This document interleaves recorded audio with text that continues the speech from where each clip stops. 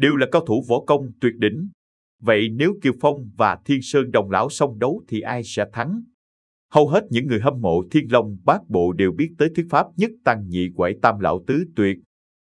Trong danh sách này, tam lão bao gồm Tiêu Giao Tử, Thiên Sơn Đồng Lão, Lý Thu Thủy, được xếp ở bậc trên của tứ tuyệt gồm Kiều Phong, Cưu Ma Trí, Tiêu Viễn Sơn và Mộ Dung Bác.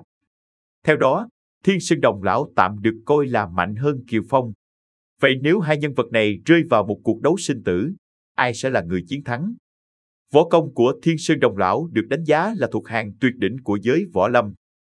Thậm chí có người còn cho rằng võ công của Thiên Sơn Đồng Lão là người mạnh nhất trong tam lão của phái Tiêu Giao. Thiên Sơn Đồng Lão đã lập ra Linh Thú Cung, chủ quản của 36 động 72 đảo chủ khắp nơi. Nhân sĩ trong giang hồ nhắc tới bà như bá chủ một phương, giết người không cần đến hai chiêu. Thiên Sơn Đồng Lão được sư phụ truyền lại 3 bộ võ công là Thiên Sơn Chiết Mai Thủ, Thiên Sơn Lục Dương Chưởng và Bát Hoang Lục Hợp Duy Ngã Độc Tôn Công. Thiên Sơn Đồng Lão có vẻ ngoài trẻ mãi không già là bởi luyện Bát Hoang Lục Hợp Duy Ngã Độc Tôn Công. Cộng thêm một lần bị tẩu hỏa nhập ma do Lý Thu Thủy gây ra, nên bà có thể cao lớn thêm được mà cơ thể mãi trong trạng thái là thiếu nữ. Đặc biệt, Thiên Sơn Đồng Lão còn sáng tạo ra tuyệt kỹ khác là sinh tử phù bùa sinh tử, là dùng nội lực hóa hơi nước thành băng rồi phong ấn vào cơ thể kẻ thù. Người bị trúng sinh tử phù nếu không dùng thuốc giải đặc chế của Linh Thú Cung thì sẽ vật vã khổ sở. Muốn sống không được, chết cũng không xong. Hư Trúc cũng sử dụng sinh tử phù để hạ đinh xuân thu. Kiều Phong hay còn gọi là Tiêu Phong là một trong 3 nhân vật chính trong cuốn tiểu thuyết Thiên Long Bát Bộ.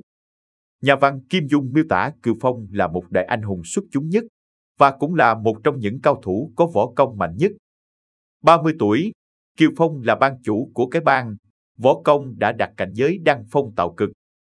Kiều Phong là người có thần lực trời sinh và là kỳ tài võ học. Vừa học là biết, đã biết là tinh thông và bất cứ chiêu thức thông thường nào mà anh ta thi triển đều đạt uy lực cực cao. Kiều Phong cũng là người càng gặp vào hoàn cảnh khó khăn, hay đối thủ có nội công thâm hậu hơn thì tiềm lực trong người càng có dịp phát tiết. Võ công nổi danh nhất của Kiều Phong là Hàng Long Thập Bát Chưởng uy lực vô song. Cảnh giới của Kiều Phong đã tới mức vĩnh viễn bất bại.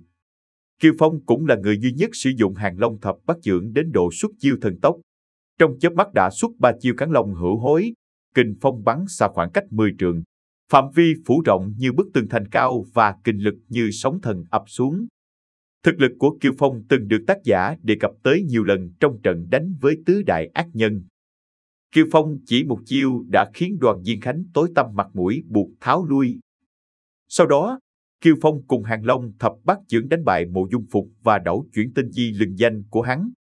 Trong trận chiến ở Tù Hiền Trang, Kiều Phong một mình đánh bại nhiều cao thủ võ lâm ở Trung Nguyên, như Đàm Ông, Đàm Bà, Triệu Tiền Tôn, Du Thị, Ngũ đại trưởng lão cái bang. Kiều Phong còn một mình xông vào giữa đại quân Đại Liêu bắt sống tướng địch.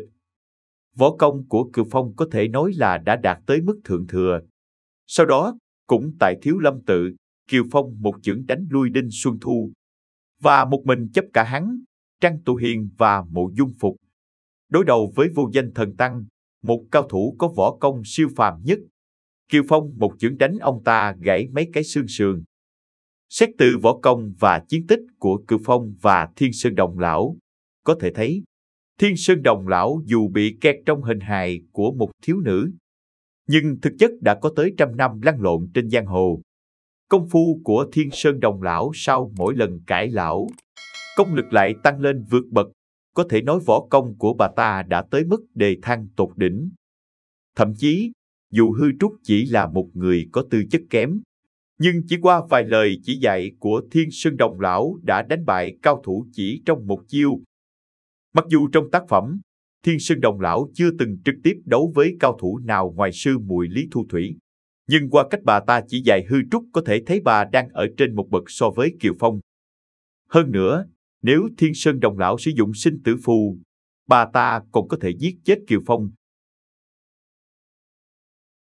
Video của chúng tôi đến đây là kết thúc. Cảm ơn tất cả các bạn đã quan tâm tới Xe Hay V88 và theo dõi video của chúng tôi. Đừng quên like, share và đăng ký kênh nhé. Đặc biệt đừng quên bật chuông để theo dõi những video nhanh nhất.